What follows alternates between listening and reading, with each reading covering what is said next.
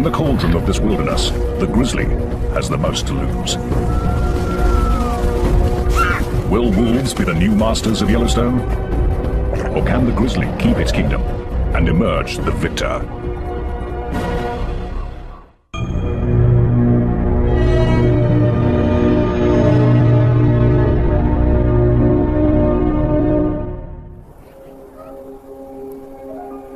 It's spring in the northwest corner of Wyoming. The year is about to begin for the grizzlies of Yellowstone.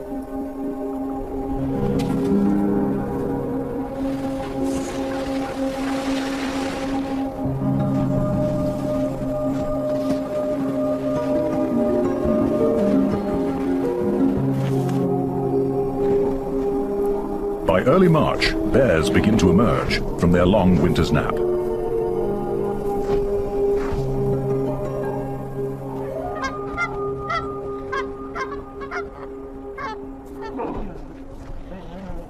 They may not have eaten a thing for 4 or 5 months, and with snow still deep, a female and 3 cubs search for a winter kill.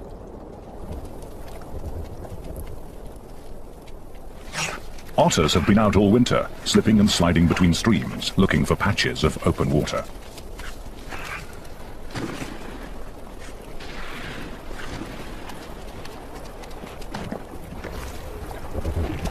They're kept under close watch by a coyote. He's on a constant search for food. This is a world of predators, scavengers, and opportunists.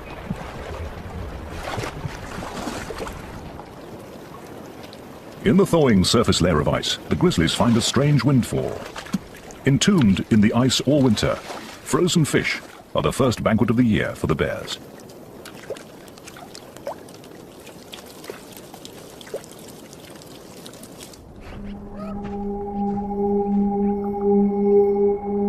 While the bears search for another easy meal, the wolves of the Hayden pack gather to feast on the rewards of their own hard work.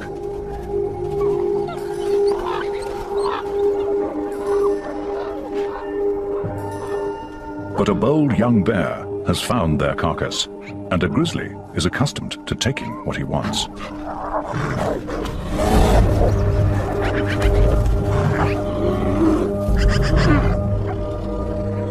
The Hayden wolves size up the situation. The pack is 9 wolves strong, and this is not the largest of bears. He's tried to bury the carcass and defends it from the center of his earthworks.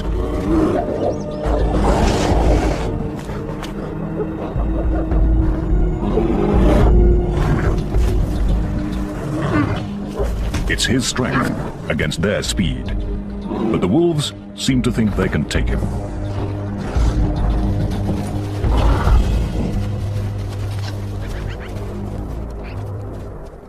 The Haydens prove to be more than the young bear can handle. This time.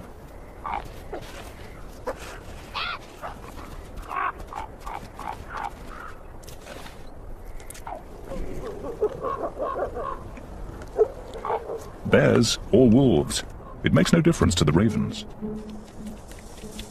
They always make their point, but manage to stay above the competition.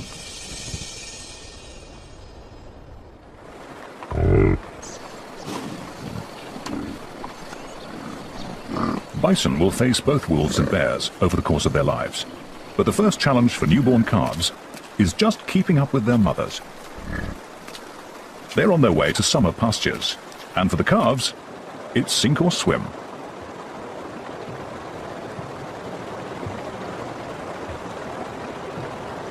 Instinctively, the calves seek shelter next to their mothers. But the waters are cold and fast. Too fast for the tiny calves. One has been swept into a logjam and is in real trouble.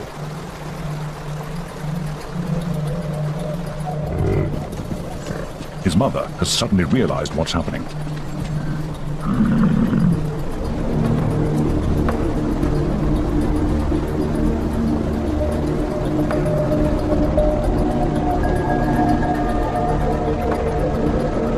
The calf breaks free, but is not out of danger. Calves often lose their mothers during river crossings, and without her, he can't survive.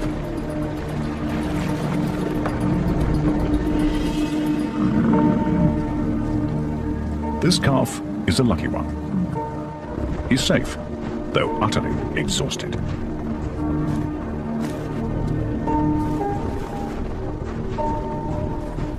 The Yellowstone River was just one of the first of many perils to come. A grizzly is following behind them, and for the bear, it's hunting season.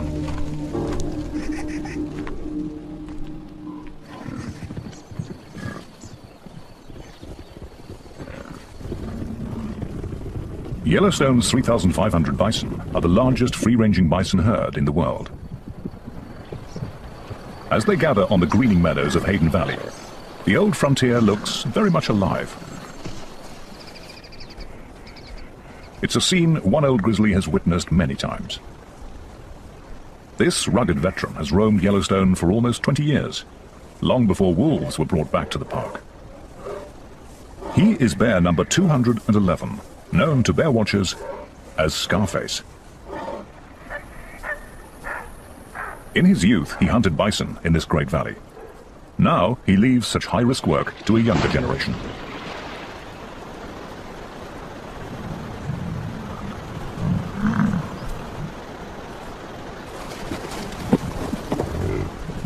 The bear has no advantage of surprise, yet he suddenly swings into action.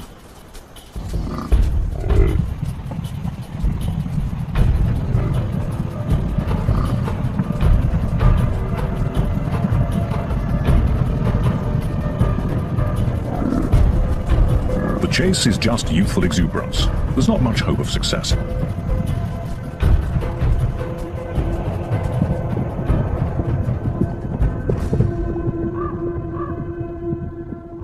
The bear will need a better strategy.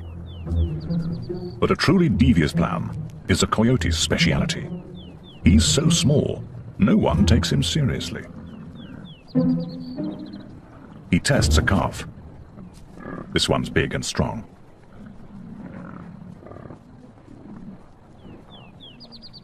Then he finds a smaller one.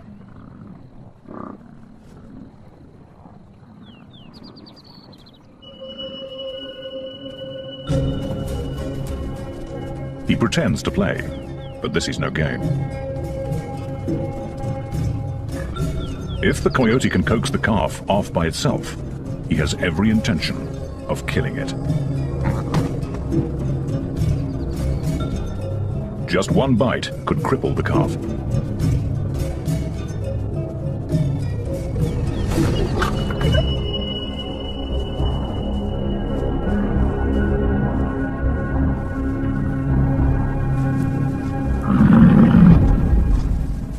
But some motherly backup puts an end to all that.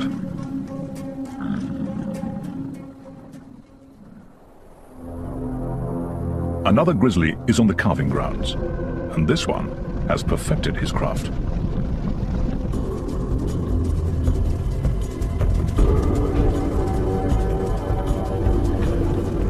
The grizzly uses his top speed of 56 kilometers per hour to separate a calf from its mother.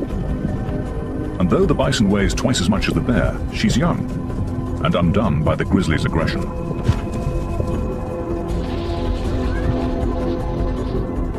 She hesitates, and her calf is lost.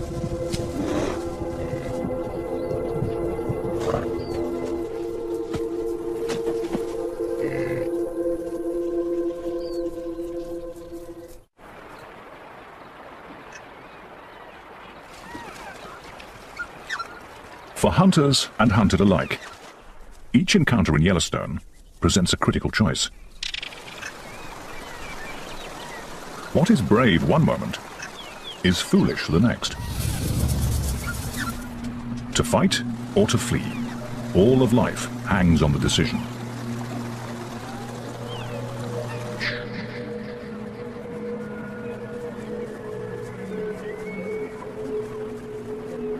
With two wolves out on the prowl, a mother elk weighs her options carefully. The wolves have seen her, but not her calf. It's too young to outrun the wolves. Its only defense is to hide, and keep completely still.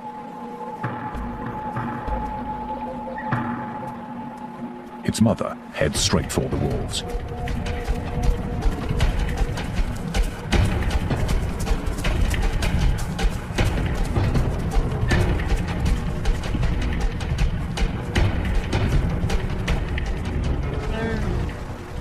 Her purpose is to distract them, to keep their attention entirely on her.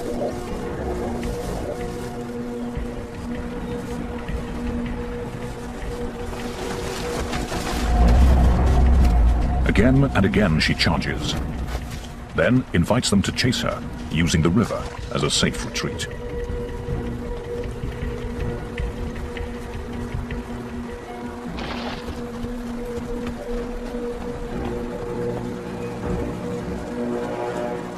She can play this game against 2 wolves, but she would never attempt this with an entire wolf pack.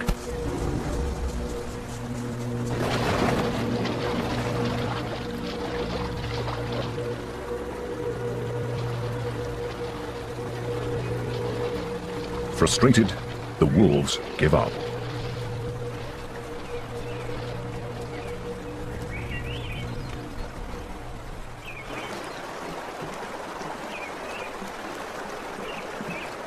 The calf owes its life to the tactics and the courage of its mother.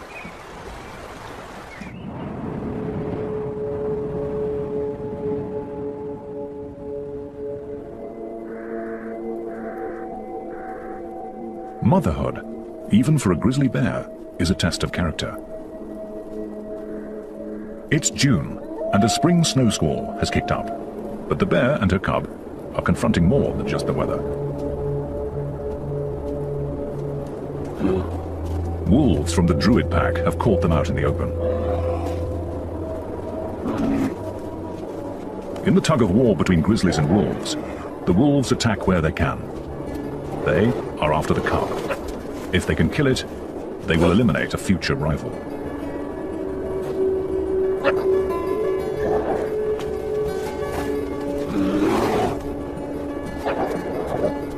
She's not a big bear, but she stands her ground. The wolves won't risk an injury.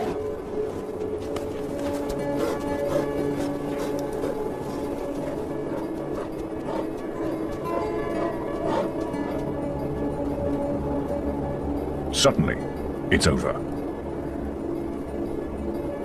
The wolves make a decision, and the bears are free to go.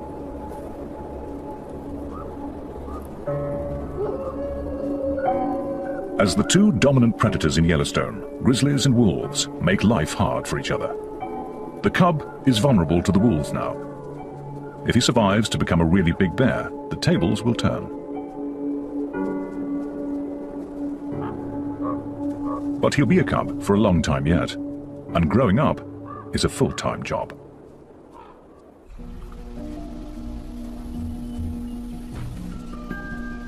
Things are even more interesting with a brother or sister.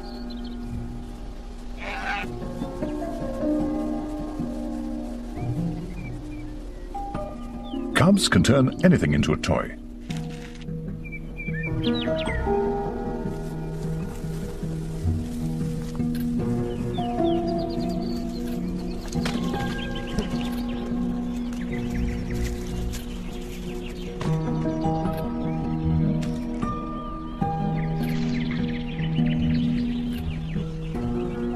Every game lets them discover what they can do, and their mother is always there to supervise.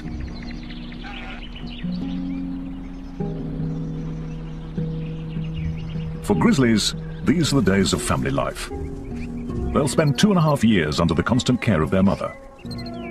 Then the cubs will be big enough to go their separate ways and travel through Yellowstone alone. Until then, she is everything they need.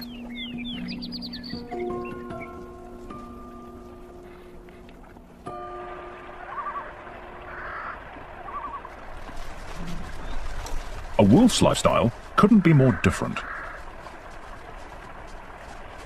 Wolf pups are used to large families.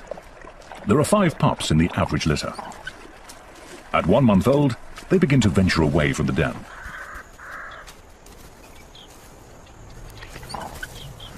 Their mother is the alpha female, the white wolf with the research collar. But they have other guardians too. Older brothers and sisters, aunts and uncles. A member of the family is always in attendance.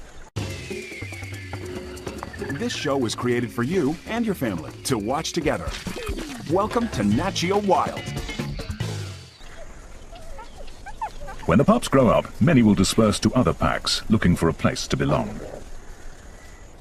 Wolves will always be drawn to each other's company.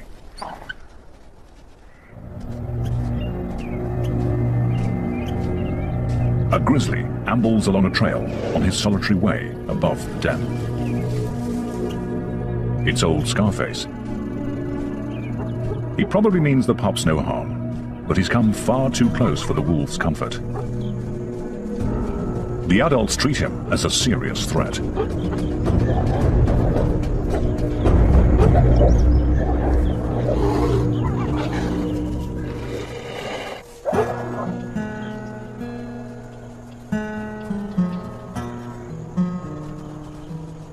It's the pups' first encounter with a bear, and their elders have shown them something valuable. Together, they can challenge a grizzly and defeat it. As for Scarface, he hasn't lived this long without knowing how to avoid real conflict.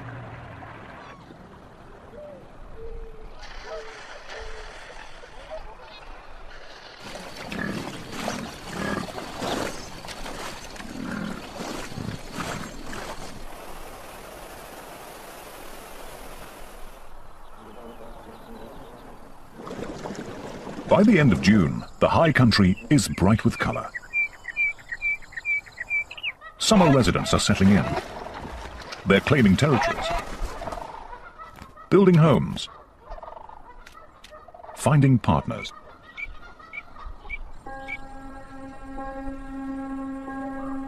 Even grizzlies get caught up in the social scene. It's the mating season. A courting couple could be mistaken for youngsters playing.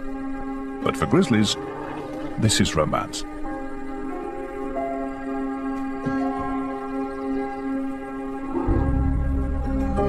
Once she has accepted him, they will wrestle and play and mate many times, staying together for 10 days or so.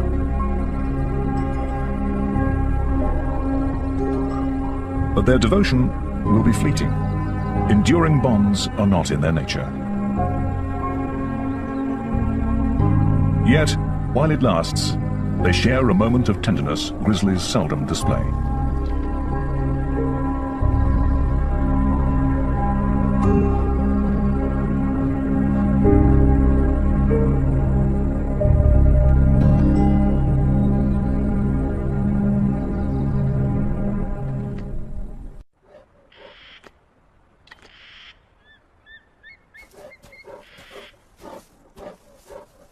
For the grizzlies, this year's battle for Yellowstone is coming to a close. It's beginning to snow. One by one, the bears retreat to their dens. Winter settles in.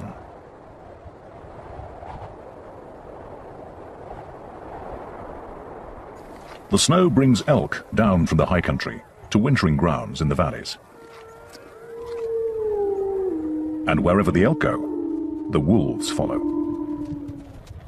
Winter is the season when wolves are riding high.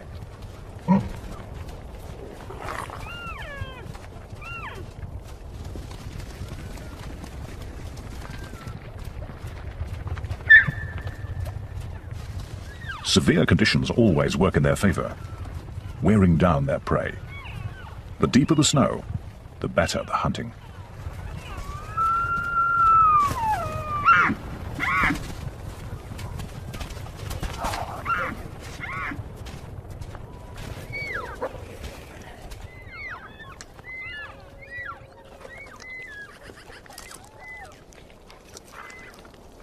No bears will contest the carcass, but many other scavengers gather at the feast.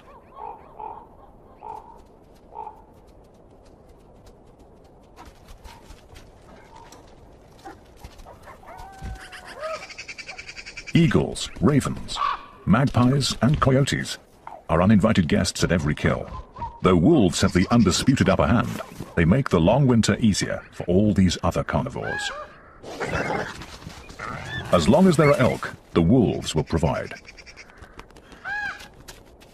But all these hungry scavengers steal so much meat that they may be one reason why the wolves form packs, to protect their own share of the kill.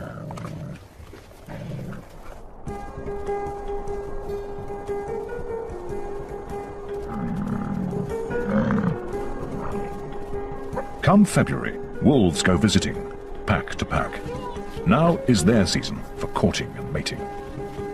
If a stranger comes calling, yearling females and pups come out to greet him.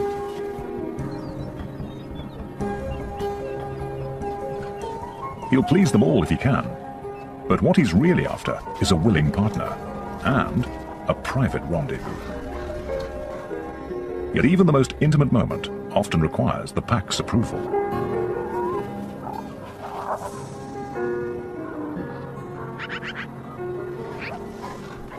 The alpha pair that leads the pack may share a bond that lasts for life.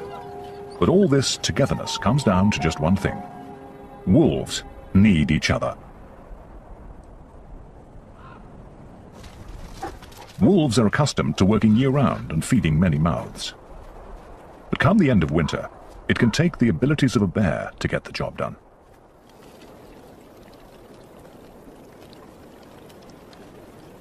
As the ice begins to thaw, a frozen pond becomes treacherous. Solid one moment, soft the next. A wolf has discovered its most recent victim. The wolves weigh about 45 kilos and cannot trust the ice to hold them. They can see the carcass and would take the hand out, but it just isn't worth the risk. As the pond continues to freeze and thaw, coyotes venture onto the ice.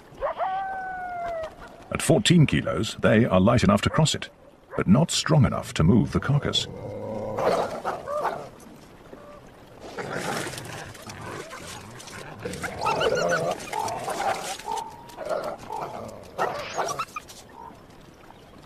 If the ice melts much more, they won't be able to reach the carcass at all. For once, a grizzly, fresh from his den, arrives as something of a hero.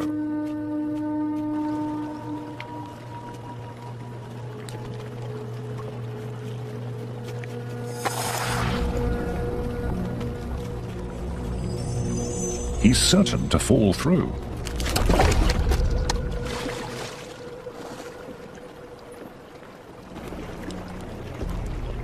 But his massive strength will come to the rescue.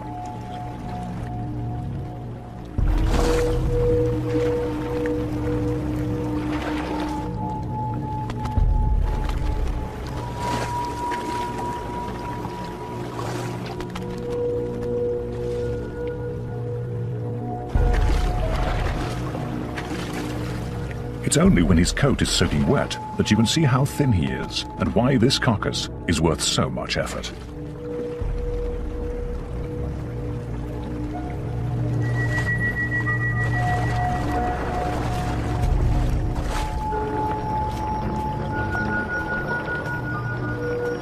As the bear reaches shore with the prize, even the ravens can appreciate his labors. And there'll be bones for the coyotes, after all.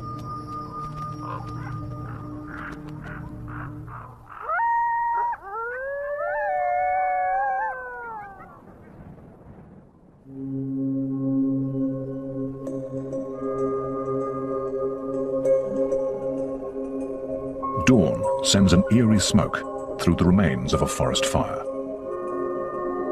It's moisture vaporizing from the blackened trunks as they warm up in the sun. Though the fire killed the trees, a wild garden springs up at their charred feet, rich with minerals from the ash. Grizzlies seek out this fresh, nutritious salad.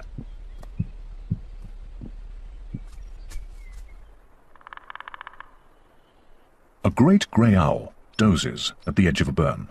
He's been up all night hunting. But a robin has a nest nearby.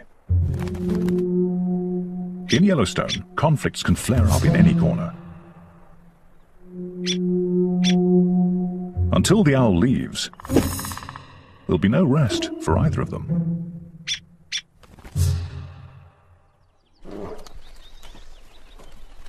A grizzly has come to the recovering burn to feast on daisies, asters, fireweed, and cow parsnip, teaching her yearling cub that this is a good place to forage. A cub has to learn a great variety of plants and where to find them at what time of year. And while one cub studies this lesson, another follows its mother onto the calving grounds of the elk. Grizzlies aren't full-time predators like the wolves, but they still take their toll of elk calves each spring. The bear moves through the grass with a purpose. She relies on her nose, testing the air and searching the ground for the scent of elk. It's all her tiny cub can do to keep up.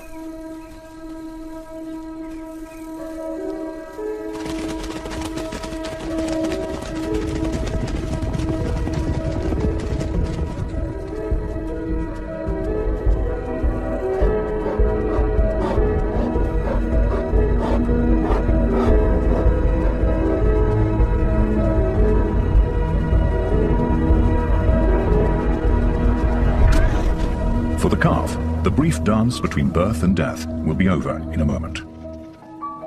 For the cub, it's a first step in honing a skill that will help him succeed in Yellowstone. Yet bears have many ways to make a living.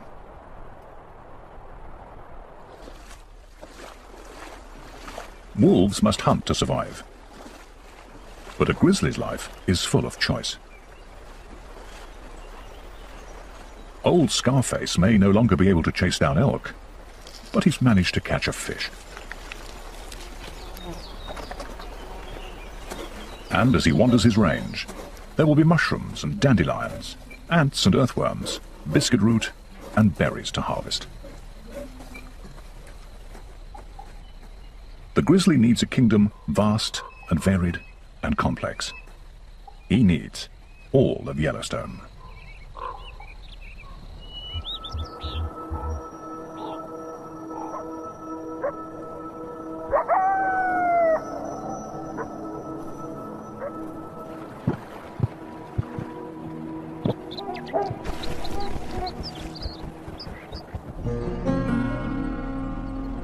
In this cauldron of competition and conflict, a grizzly sometimes gets to relax.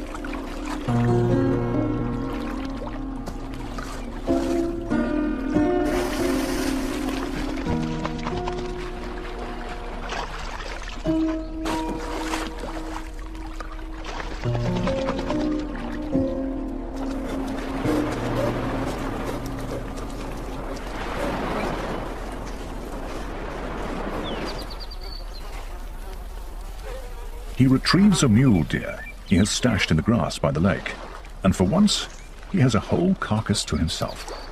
Well, almost.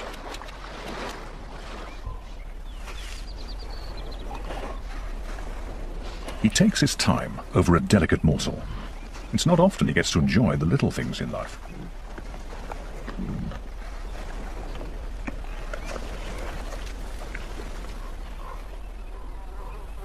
Then, after lunch, a nap.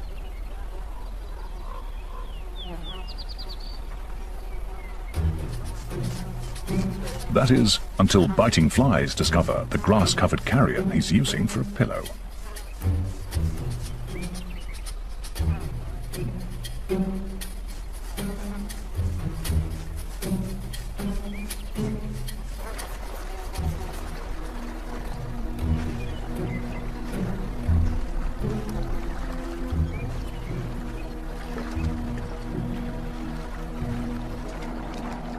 He retreats to the cool waters for some sweet relief.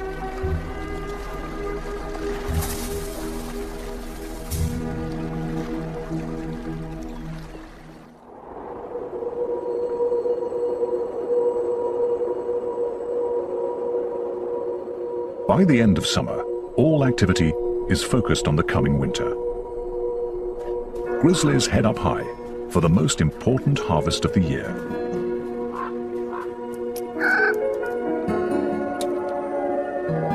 The Clark's nutcracker is up there already, collecting the seeds of the whitebark pine. Squirrels are also gathering their winter seed store. The birds will disperse the seeds, but the squirrels will cache them, and that's what the grizzly is looking for. The bear digs up their work. The seeds are rich in fats, and the bear takes in as many calories as she can.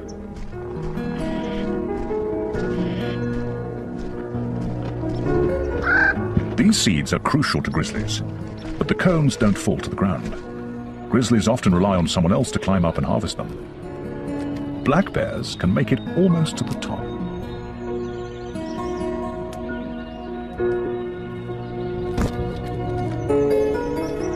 They'll bring the branches and cones to the ground and in reach of the grizzly.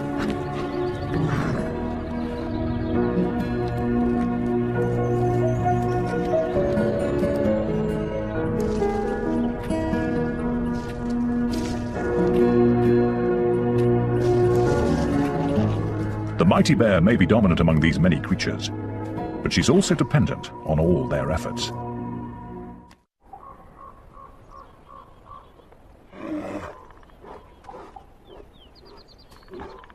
In this tale of two predators, each succeeds according to its nature. This enormous male is waiting on the wolves. He's staked out in the territory of the Molly's pack. And here they come, right on schedule.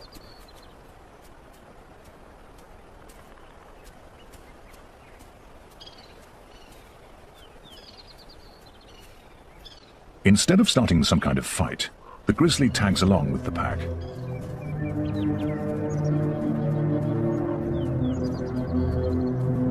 The bear is huge. He looks to be almost 300 kilos, and the wolves seem resigned to his presence.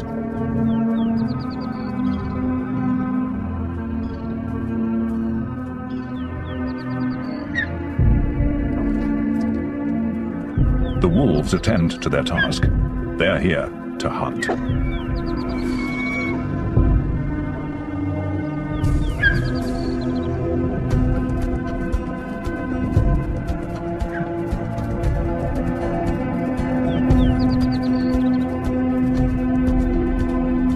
The bear lets them go. He's in no hurry.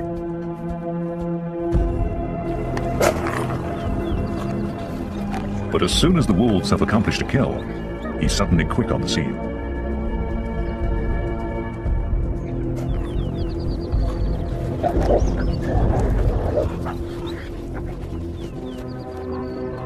This is the way of things in Yellowstone.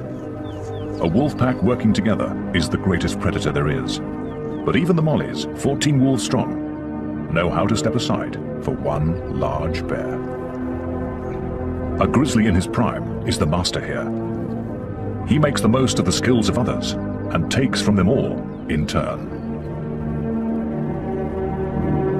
The wolves must simply bide their time and wait for him to leave.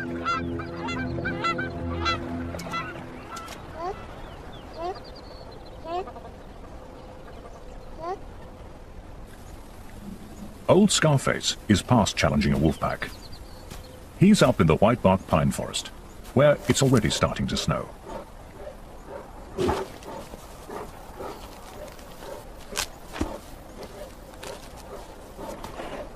Winter is closing in. The pine seeds are all but gone. Soon, there'll be nothing left to eat. Slowly, limping now with age and effort, he makes the climb up the snowy slope.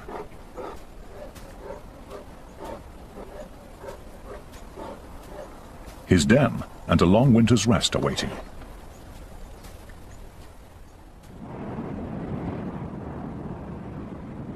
By the end of November, the grizzlies of Yellowstone have gone to bed.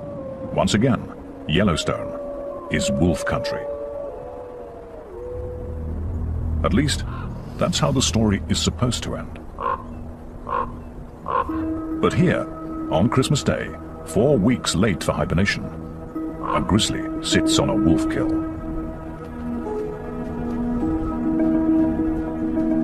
Is this the start of something new?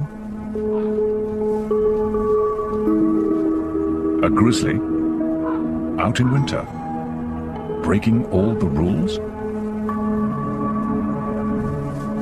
The coyote grabs a bite and runs. This is not good news to him. Will the bear be waiting at every kill all winter?